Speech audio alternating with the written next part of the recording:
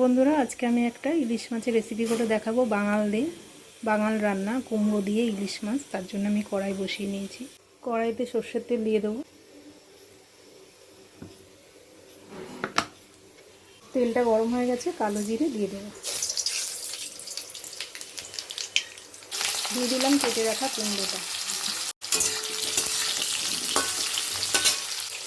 লবণ দিয়ে দিচ্ছি।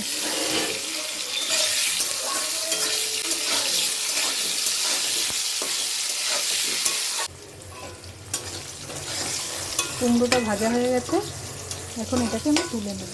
কাঁচা লঙ্কা দিয়ে দিচ্ছি। একটু সামান্য লঙ্কা বেটে রেখেছিলাম, দিয়ে দিচ্ছি।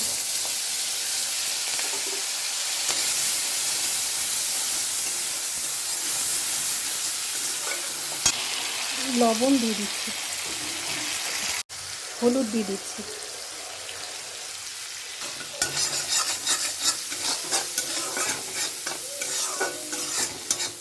জল দিয়ে দিচ্ছি।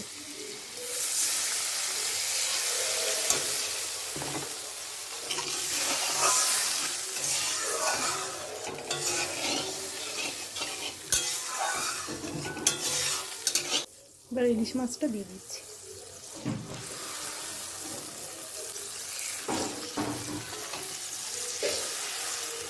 একটু ফুটে গেলে কুমড়োটা দিয়ে দেবো। কুমড়োটা দিয়ে দিচ্ছি।